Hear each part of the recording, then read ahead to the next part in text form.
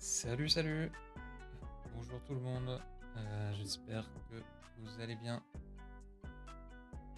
On est, à nouveau ensemble pour une petite heure de Python et de SEO. Alors, quelques petits rappels peut-être des épisodes précédents pour, d'abord vous dire que, effectivement aujourd'hui c'est l'avant-dernier épisode de la saison en tout cas. Puisque, on est déjà presque fin juin, mine de rien. Bon, on est mi-juin, on va dire. Mais surtout, en fait, je vais avoir encore à nouveau, des déplacements à venir dans les jours et les semaines à venir. Heu, je me déplace pas que par plaisir et là, pour le coup, c'est, surtout pour le boulot. Mais, pour ceux qui seront présents, par exemple, au SEO Campus à Versailles, les 29 et 30 juin, si je me trompe pas de date, et ben, j'y serai aussi, donc n'hésitez pas à venir me dire bonjour à cette occasion. Et puis pour les autres, et bien, dans tous les cas, on se retrouvera, pour un dernier épisode, final pour cette saison, la semaine suivante. Donc si je calcule bien, ça nous fait quelque chose comme le 5 juillet, mais peut-être que je me trompe. En tout cas, voilà, n'hésitez pas à suivre, mon compte Twitter pour avoir les prochaines dates, puisque je pense que c'est surtout là-dessus que je vais communiquer. Et puis pour le reste, eh bien, vous pourrez de toute façon profiter des replays. Alors je sais que j'ai toujours du retard dans les replays, mais je vais m'en occuper quand j'aurai, quelques minutes de libre. C'est promis. Hop. Alors on va passer à la pratique, on va dire. Hop. Et la pratique du coup, tout simplement, c'est, ce qu'on avait fait, les 2 dernières, semaines.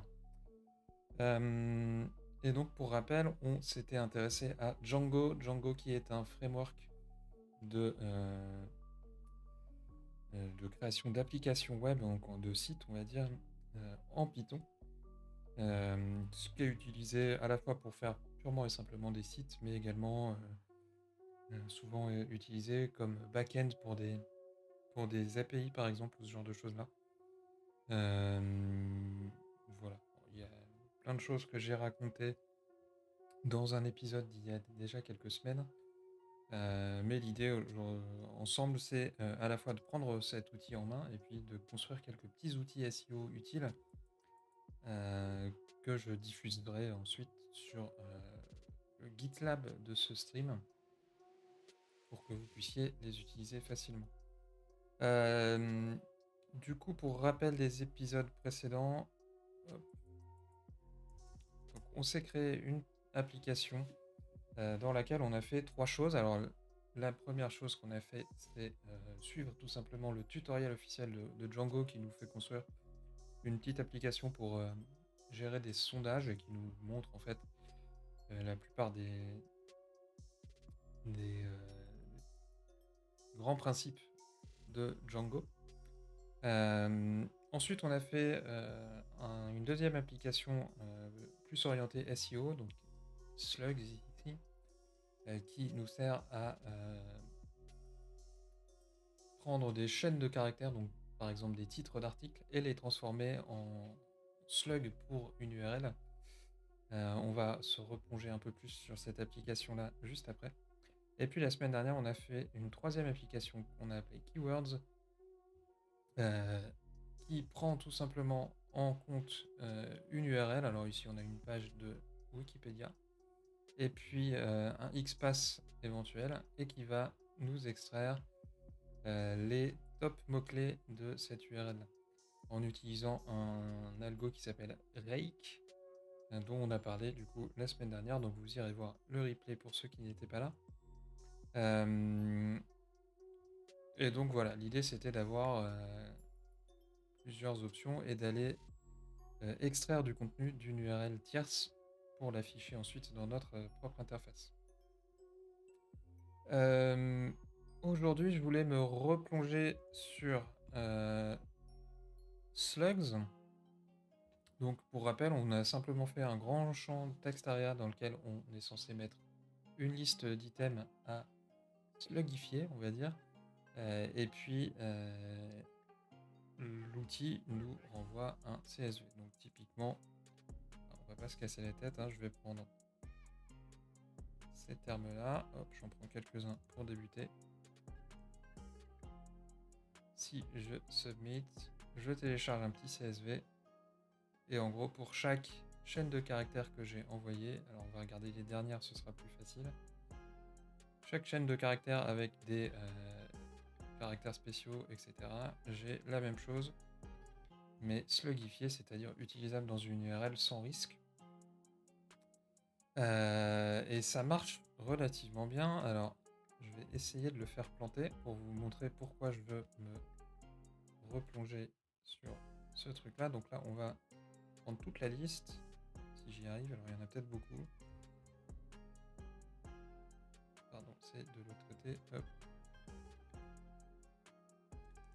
Je vais juste vérifier. Bon, on peut laisser results, on s'en fout. Hop.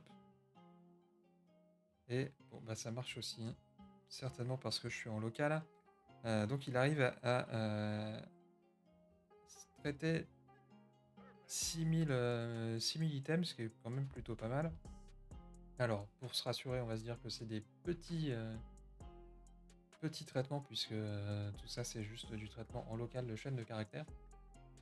Le problème de ce genre d'outil-là, c'est que si on veut faire le même genre de choses, mais en faisant appel à d'autres requêtes, typiquement ce qu'on a fait dans l'application Keywords, où on a... Ah, salut Yeka, j'espère que tu vas bien. Donc dans l'application Keywords, on a une requête qui est faite vers la page qu'on cible, et qui du coup nécessite du temps de chargement, on va dire. Salut Rebecca, j'espère que tu vas bien toi aussi. Et du coup, si j'envoie 6000 requêtes comme ça va pas marcher et ça risque de planter.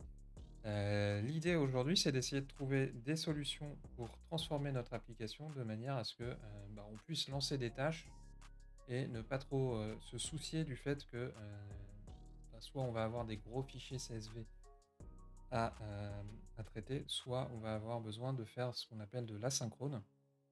Donc j'ai deux petits sujets en tête aujourd'hui. Le premier, c'est d'abord de reprendre purement et simplement notre application Slugs et de la modifier très rapidement pour traiter des fichiers CSV assez massifs. Et puis la deuxième, si on a le temps, ce sera de commencer à parler d'asynchrone en Python pour voir comment on peut paralléliser, on va dire, ou en tout cas accélérer des process. Alors j'ai dit paralléliser et je m'en veux déjà puisque c'est pas le bon terme, mais on y reviendra tout à l'heure. On va commencer du coup avec Slugs et on va éditer notre vue. Donc pour rappel, ici on a un système qui est assez simple. On reçoit deux types de requêtes. Soit une requête de type get, pardon, oh là là, déjà fatigué. Soit une requête de type get, auquel cas on rentre pas dans cette séquence-là. Donc on va simplement afficher notre page qui affiche le formulaire. Donc c'est ni plus ni moins que ce qu'on a ici. Et du coup, si on est sur une requête post, ça veut dire qu'on a envoyé le contenu du formulaire. Et là, on va faire notre traitement. Donc on récupère le contenu du formulaire, on vérifie que tout est valide. Et ensuite, on va préparer un fichier CSV pour insérer nos réponses, on va dire. Et puis traiter chacune des lignes du formulaire qui a été envoyé. Et puis pour finir, on renvoie la réponse qui du coup n'est plus une page web mais un fichier CSV. Et comme je le disais, ça marche plutôt bien, mais c'est très synchrone et sur des traitements un petit peu longs, ça risque assez vite de tout faire casser. Heureusement, on a quelques expériences, on va dire, avec Django. Et lorsqu'on creuse la documentation de Django, pardon, La documentation de Django, et notamment tout ce qui va concerner le fait de renvoyer du CSV plutôt que du HTML, et ben on nous explique que, alors voilà, la méthode normale, qui est celle qu'on a utilisée, c'est celle-ci, mais on peut également streamer, donc envoyer des gros fichiers CSV. Et pour ça, on a quelques adaptations à faire. Alors, on a un petit exemple ici qui, en gros, va consister à utiliser la streaming HTTP response plutôt que la HTTP response standard. Et puis ensuite, d'autres détails. Alors, pourquoi on appelle ça une streaming HTTP response? En fait, je vais rentrer peut-être dans des détails un petit peu trop techniques et que je maîtrise pas forcément, en tout cas dans la pratique de Django. Mais en général, ce qui se passe, c'est que on a des communications qui sont faites pour être assez courtes entre un serveur web et un navigateur. Mais on a la possibilité, lorsqu'on a vraiment beaucoup de données à envoyer, de créer un autre canal de communication. Et c'est justement ça qu'on va utiliser avec l'objet streaming HTTP response. Alors, si on va avoir un peu plus dans les détails, j'imagine qu'il nous explique plus précisément de quoi il s'agit. Donc vous irez voir et ce sera expliqué bien de bien meilleure manière que ce que moi je suis capable de dire. Nous, ce qui nous intéresse en tout cas, c'est surtout la mise en place de tout ça. Donc allons-y. Alors, qu'est-ce qui se passe par rapport à notre fonctionnement habituel? Qu'est-ce qui se passe?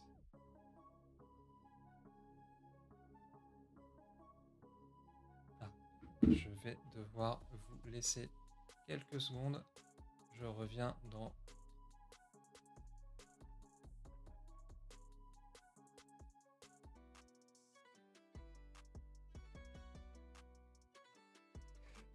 Et je suis de retour. Bon. Voilà, donc pensez à prendre vos clés quand vous sortez de chez vous, c'est mieux. Mais bon, ça arrive. Alors, où est-ce qu'on en était? Alors, c'est pas moi qui suis sorti, Yannick. Je te laisse deviner qui. Voilà. Mais c'est pas grave. Alors, où est-ce qu'on en était? Donc, on parlait de streaming de... attendez 2 secondes quand même.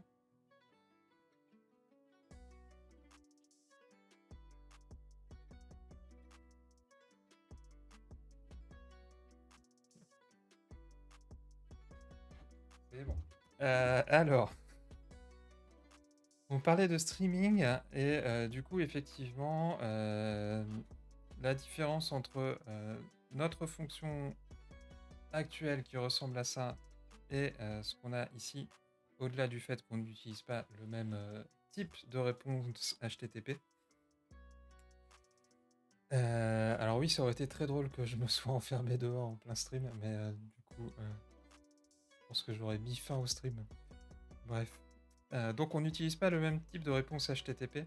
Et surtout, en fait, on va créer un buffer, donc un tampon, on va dire, qui va nous servir à remplir le fichier avant de l'envoyer une fois qu'il sera terminé.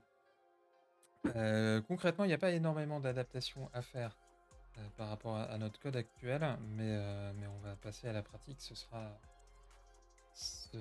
plus simple. Donc, qu'est-ce qu'on doit faire? Alors déjà, on va remplacer HTTP response. Alors non, je pense qu'il faut qu'on le garde. Bon, on va essayer de le remplacer, puisque de toute façon, il n'a pas l'air d'être utilisé ailleurs. Hop.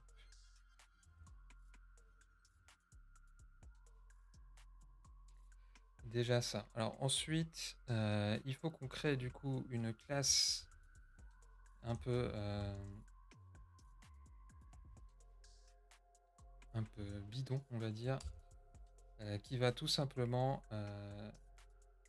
comme nous le propose si bien Copilot, implémenter une vraie fausse fonction d'écriture dans un fichier qui en fait ne fait simplement que transiter des valeurs. Alors pourquoi on fait ça? Vous allez le voir un petit peu après. Mais en fait parce que nos objets d'écriture de CSV, donc DictWriter et Writer, ils ont besoin qu'on leur fournisse une interface dans laquelle écrire, et une interface qui du coup aura au moins une fonction write. Donc en fait on fait à peu près la même chose que si on crée une vraie interface de lecture-écriture d'un fichier, sauf que c'est pas une vraie interface, c'est juste un passe-plat, on va dire, qui ne sert pas à grand chose.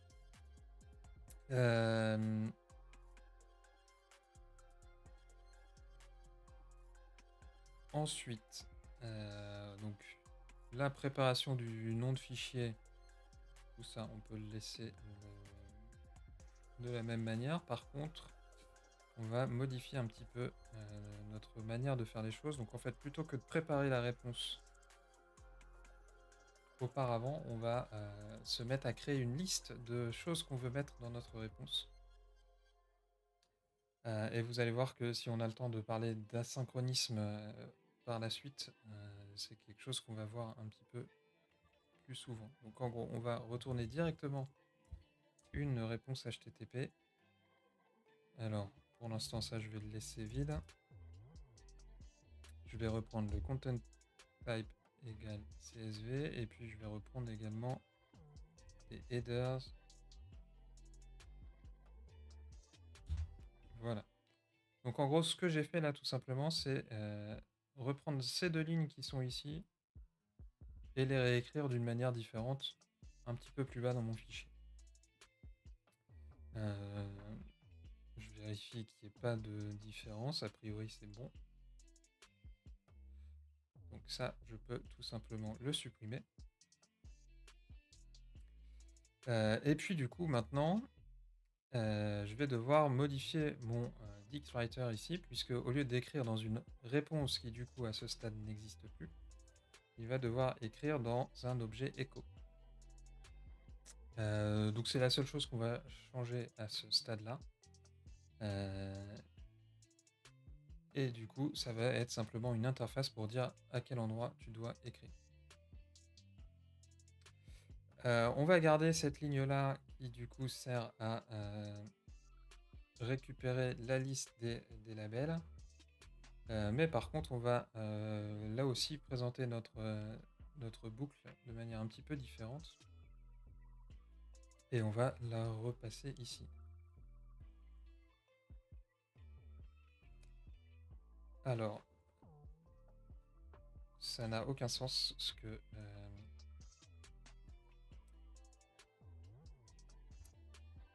Copilot me propose là. Qu'est-ce qu'il me fait là? Hop. Alors, on va écrire un objet qui va contenir notre label. Donc on a fait label égale thème et notre slug.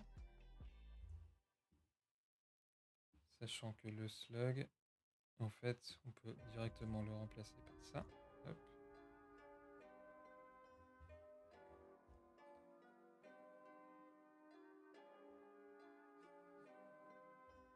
Et puis on va pouvoir reprendre notre boucle.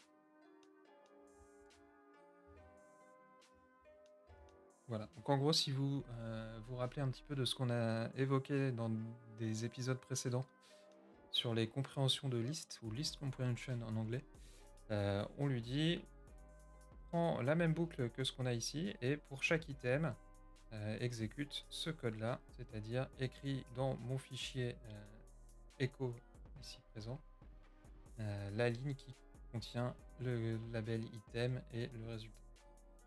Donc en fait, on a fait ni plus ni moins que la même chose que cette boucle-là, mais présentée de manière un petit peu différente.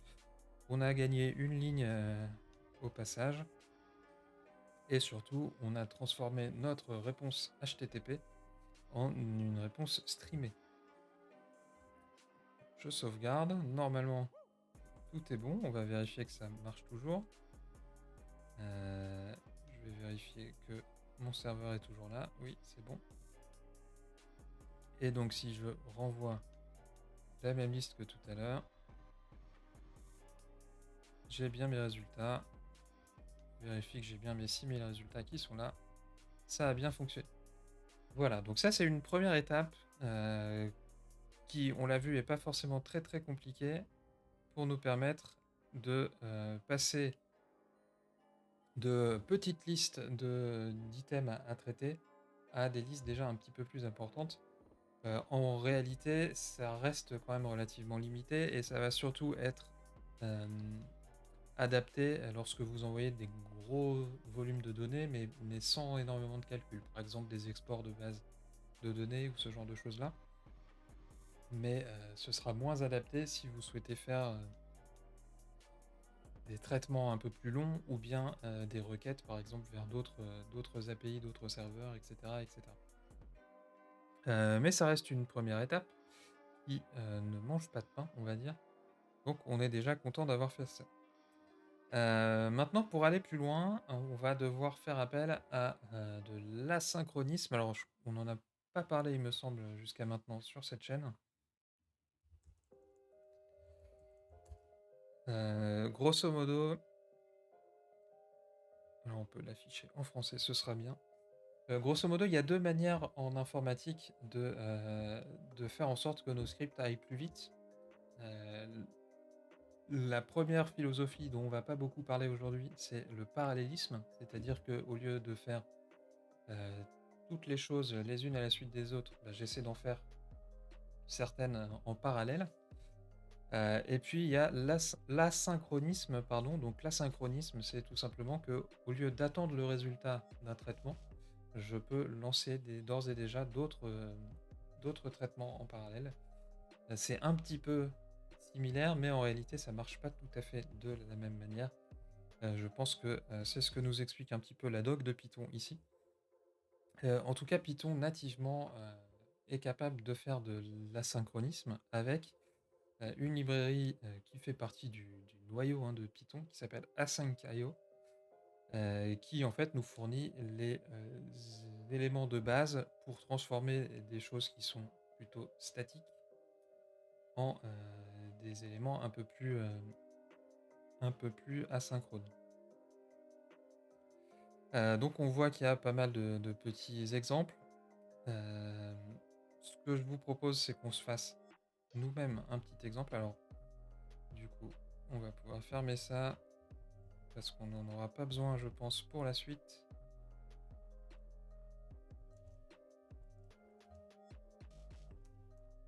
Alors, on va se faire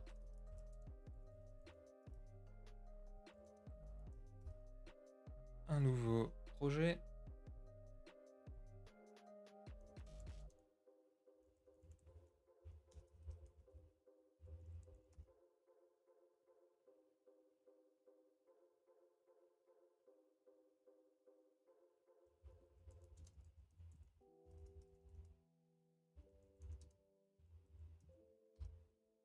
Voilà. Donc là, vous devez en avoir l'habitude maintenant, mais j'ai créé un environnement virtuel que j'ai appelé A5 et qui va utiliser la version Python 3.11.2 parce que c'est la plus récente que j'ai installée sur cette machine.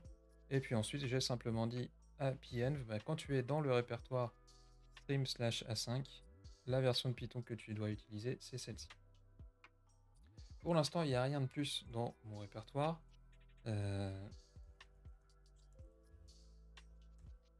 On va se faire un premier script. Alors tiens, on va installer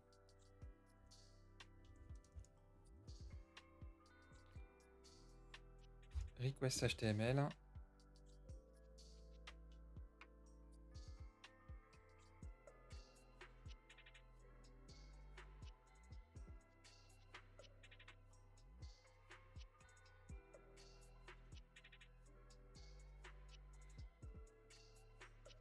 Et en attendant qu'il s'installe,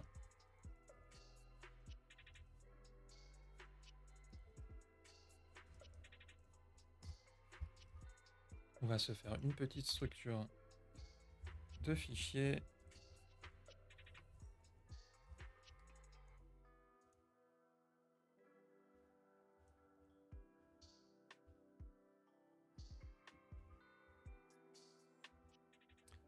Voilà, donc je vais simplement envoyer un fichier input ici.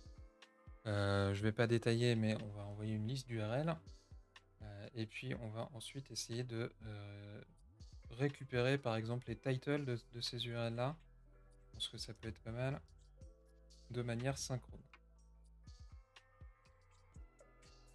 Alors il est toujours en train d'installer LXML, c'est un peu long. Alors,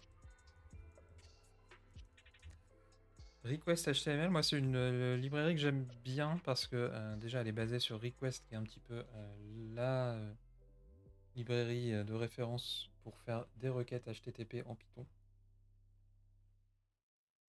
La différence c'est que en plus elle embarque certains éléments supplémentaires, notamment le fait de pouvoir facilement exploiter, on va dire, les résultats d'une requête. Et typiquement, c'est ce qu'on va voir, je pense, assez vite.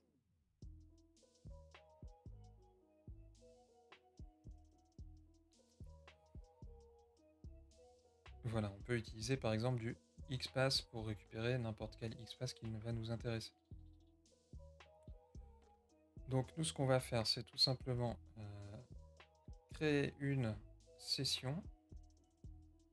Hop.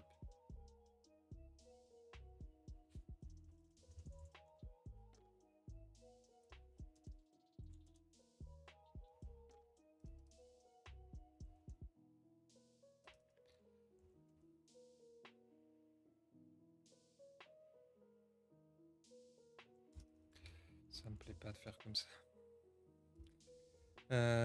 Comment on peut faire ça proprement?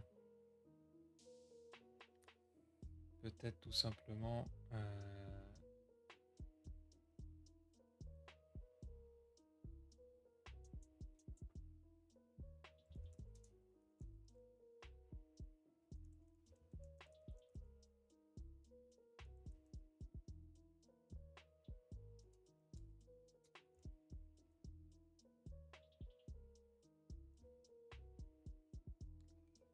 Alors, on va modifier un petit peu ça. Je pense que ça devrait marcher. Il nous manque un... Hop, voilà, donc concrètement, qu'est-ce que je viens de faire? Donc je me crée une session HTML que je peux peut-être d'ailleurs créer directement ici, comme ça. S'il y a un problème avec mon fichier, ça plantera avant. Donc j'ouvre mon fichier en mode lecture. Et ensuite, pour chaque ligne dans mon fichier, et ça je pense qu'il faut que je fasse comme ça, ce sera mieux. Je vais retirer les espaces et les sauts de ligne du début et de la fin de les lignes. Et puis je vais récupérer en HTTP le contenu de l'URL qui est listé. Et ensuite, il va me suffire simplement d'afficher le title de cette URL. Ce qu'on peut faire maintenant, c'est... ça y est, c'est installé. Donc on va se créer tout simplement un fichier URL.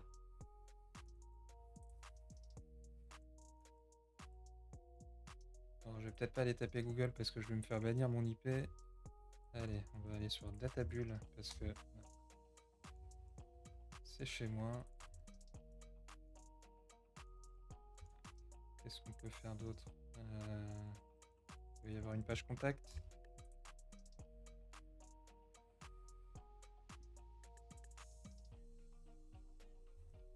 Peut-être... Est-ce qu'on peut aller chez OnCrawl puisque Rebecca est là? Je ne sais pas.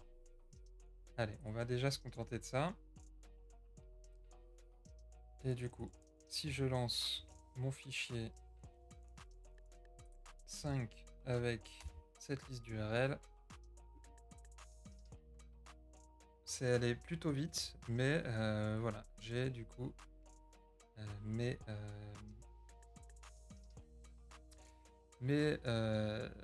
titres qui sont affichés ici. Alors pourquoi c'est allé assez vite? En fait, parce que j'ai un petit peu triché et ça, je l'ai peut-être pas expliqué dans des épisodes précédents.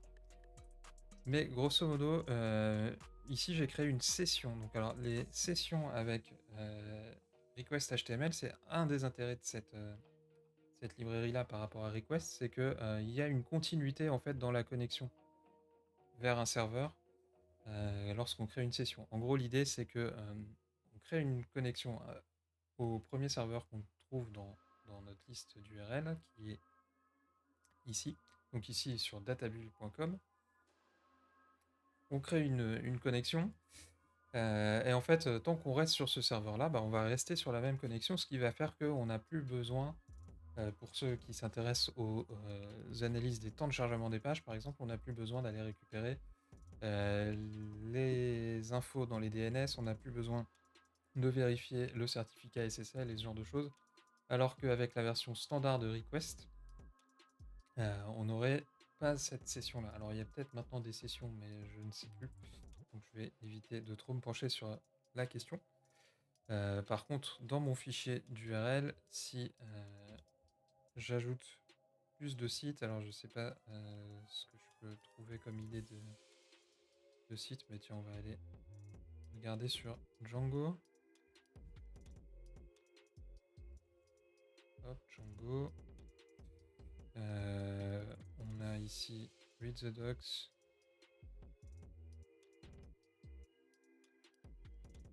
Et on va prendre cette page-là. Hop.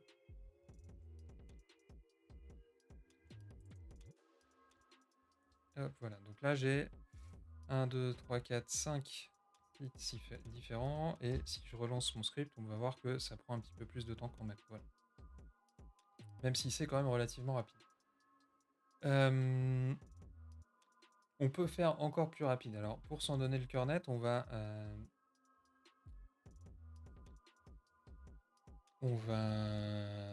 mesurer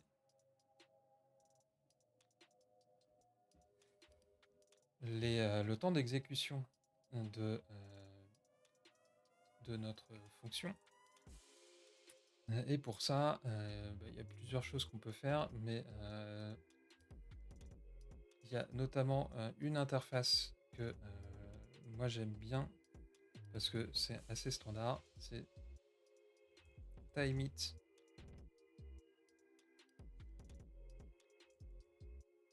Alors je sais jamais exactement m'en servir en ligne de commande.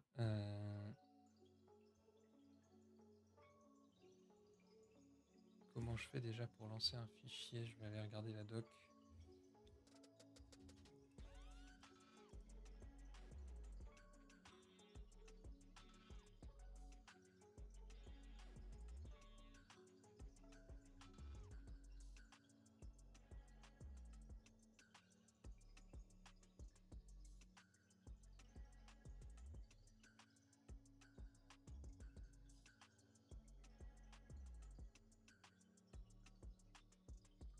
On va peut-être le faire directement dans le fichier, ça ira plus vite.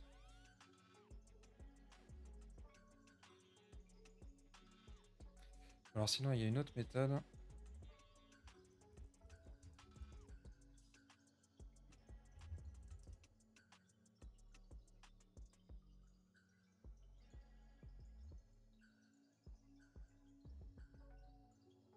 Voilà, on va faire ça. Ça ira plus vite. Hop.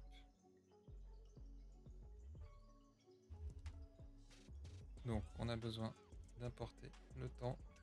Hop. On va commencer notre timer ici. Et on va l'arrêter là.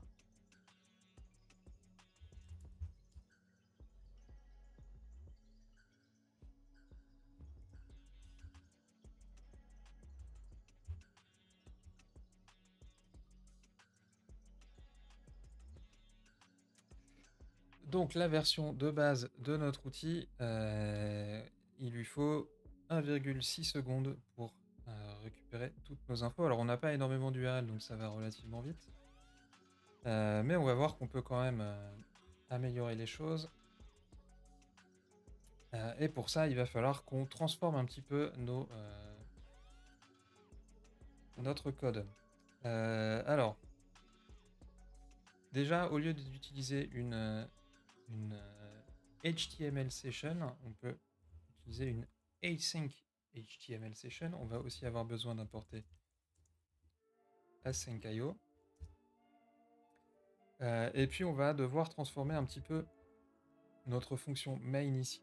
En fait, la logique de l'asynchrone, c'est que on va essayer d'encapsuler dans une fonction précise les éléments qu'on veut rendre asynchrones et uniquement cela. Donc ici, typiquement, moi, ce que je veux rendre asynchrone, en fait, c'est ça. C'est je récupère une URL et j'en extrais le title. Du coup, pour ça, on va se créer une fonction qu'on va appeler, par exemple, work. On va avoir besoin de lui fournir une session. Donc, une session qui sera de type async.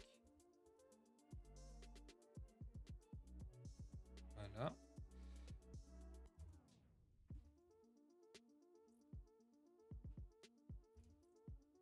Et au lieu d'afficher, on va return le title de notre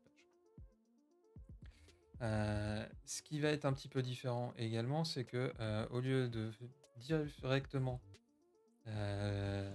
écrire ça comme ça, on va dire que c'est une fonction async avec le mot-clé async, et on va dire que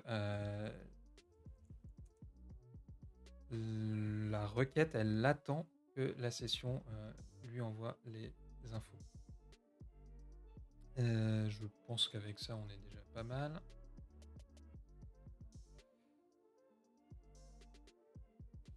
On va aussi se créer du coup une deuxième fonction qu'on va appeler le launcher.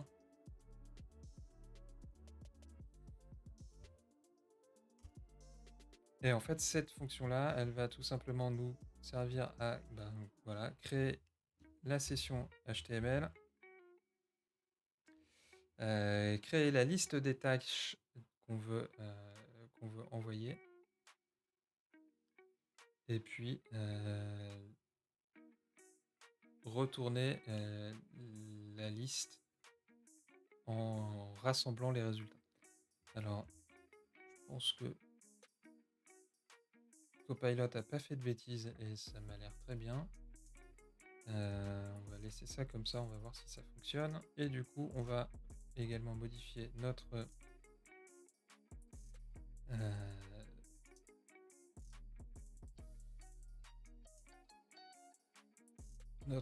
fonction principale. Hop.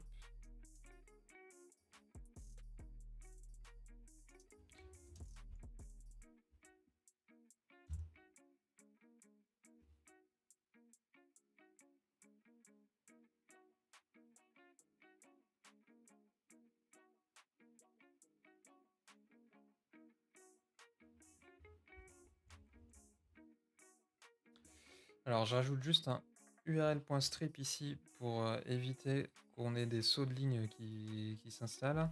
En gros, ce que j'ai fait, c'est que plutôt que d'avoir une boucle qui processe les lignes une par une, je récupère toutes les lignes d'un coup dans une liste en fait, puisque je peux faire un readline, ça ira mieux. Voilà. Donc readlines va me renvoyer une liste de toutes les URL. Je peux fermer le fichier et du coup dire à async.io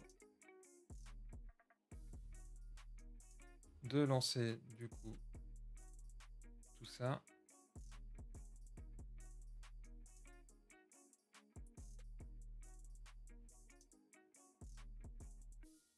Hop, je vais quand même mettre un print ici, parce qu'il faut bien qu'on ait quelque chose qui s'affiche.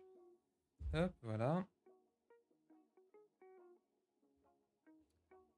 Et on devrait être bon. Alors, je l'ai appelé 5, mais bon, c'est pas grave. Voilà, donc j'ai relancé exactement le même script, mais de manière asynchrone, et on peut voir qu'on est passé du coup de 1,6 secondes à 0,45. Donc à vue de nez, on a presque divisé par 4 le temps d'exécution de notre script. Donc ça permet vraiment d'aller beaucoup plus vite. Alors évidemment, ça va poser des soucis, parce que bah, si vous balancez de manière infinie des requêtes en parallèle, vous risquez au bout d'un moment de vous faire bannir de pas mal de sites. En même temps, puisque je suis censé m'adresser à des SEO, qui parmi vous n'a pas encore fait tomber un site en lançant un crawl un peu trop nerveux? Je crois que on n'est forcément pas un vrai SEO tant qu'on n'a pas fait ce genre de choses. Bon, évidemment, c'est une taquinerie pour ceux à qui ça ne serait pas encore arrivé, ne le prenez pas mal. En tout cas, voilà, donc ça permet déjà d'aller vraiment, vraiment beaucoup plus vite. Alors, ça nécessite, comme on l'a vu, pas mal d'adaptation quand même, puisque bah, il faut penser les choses de manière un petit peu différente en termes d'organisation du code, mais c'est quand même déjà beaucoup plus rapide. Et alors, puisqu'on en parle et que ça fait partie des choses qui sont relativement faisables, on peut aussi essayer de limiter le nombre de requêtes qu'on va faire en parallèle, puisque bah, c'est bien sympa hein, d'avoir des requêtes en parallèle, mais si on fait trop de requêtes, on va, comme je le disais, très très vite avoir des soucis. Euh, et pour ça, alors moi j'ai l'habitude d'utiliser une librairie qui s'appelle Async Limiter. Alors je vais essayer de la retrouver.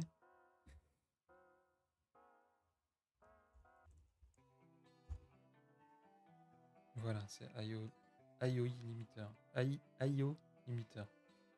IO Limiter, en fait, tout ce qu'elle fait, c'est nous fournir une classe qui va nous permettre de dire, ok, je veux faire de la synchrone, mais je veux pas avoir plus de X, ici X égale 100 requêtes en parallèle, tâches en parallèle, parce que sinon, je risque d'avoir des problèmes.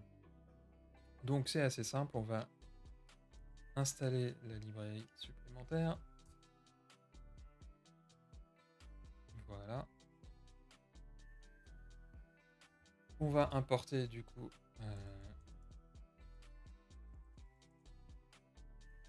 notre objet async limiter. Et en fait, on va créer dans notre launcher ici un rate limiter, on va dire.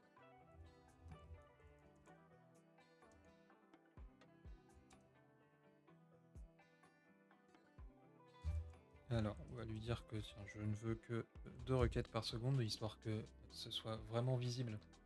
On a limité les choses. Alors, je sais plus si c'est par seconde ou par minute. Par contre, il faut peut-être que je le vérifie, parce que sinon on risque d'attendre vraiment longtemps.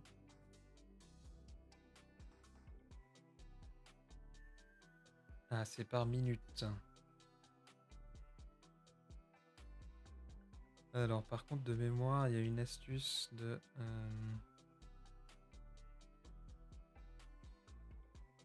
voilà. Donc en gros, async limiter peut prendre deux arguments en parallèle. Le premier, c'est donc notre nombre de requêtes max par minute, mais le deuxième, qui par défaut est à 0,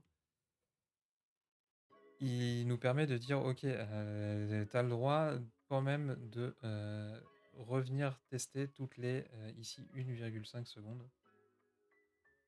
Alors, on va essayer ça, tiens, 1 et 2, on va voir ce que ça va nous donner. Donc ici, tout simplement, donc j'ai créé un rate limiter. Je vais du coup devoir fournir ce limiteur à ma fonction travailleuse, on va dire.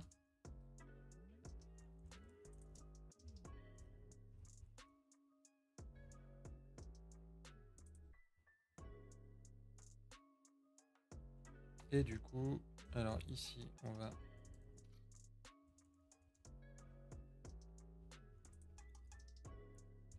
utiliser notre limiteur à cet endroit. Donc comme vous pouvez le voir, il n'y a pas grand chose à faire, il suffit tout simplement de lui dire with limiter comme on a utilisé tout à l'heure with pour ouvrir un fichier. Bah là c'est exactement la même logique, sauf qu'on n'utilise pas un fichier mais un objet limiteur. Salut Pliployoyo, je sais pas lire ton pseudo. Bienvenue. Est-ce que je suis chaud en regex? Bah écoute, ça dépend. Je pense que je me débrouille pas trop mal. Mais ça dépend quelle est ta question. Tu peux toujours tester. Pour revenir du coup à l'async limiter, donc je prends ce rate limiter ici. Hop, et je vais simplement le passer à ma fonction work ici.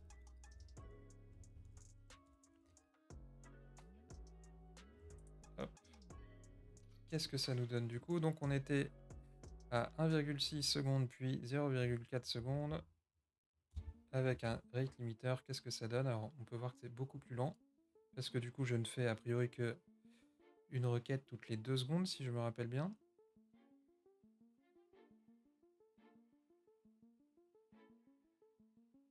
Voilà, et du coup j'ai pris 14 secondes. Alors évidemment, vu que j'ai énormément limité mon rythme avec ce rate limiter, ça n'a aucun sens.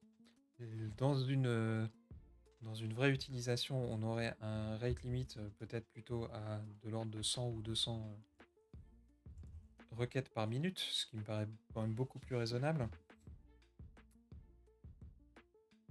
Mais du coup, ça voudrait dire qu'il faudrait que j'ai beaucoup plus d'exemples dans mon fichier ici pour que l'exemple soit parlant pour tout le monde. Mais en tout cas, voilà un exemple assez concret de rate limit. Alors, Flip-Flop Yo-Yo, tu nous poses une question de regex.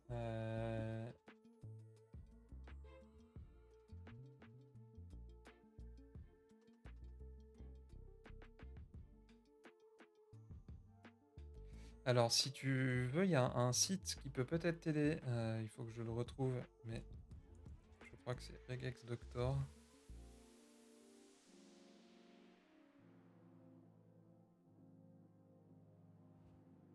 Alors, il y a Regex 101, oui, mais il y en a un autre que je trouve encore plus adapté, et je sais jamais lequel c'est. J'aurais dû le bookmarker. Bah tiens, je l'ai peut-être bookmarké en fait. Hop.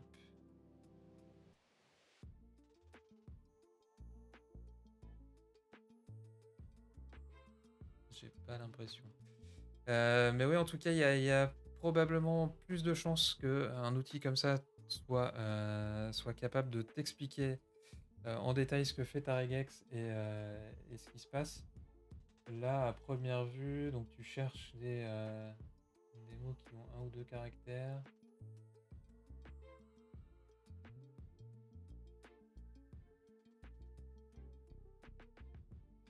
En fait, ce qui serait assez intéressant, c'est que tu nous expliques ce que tu veux extraire de ton texte Mexico 2017, hein, et peut-être de construire une regex en fonction de ça.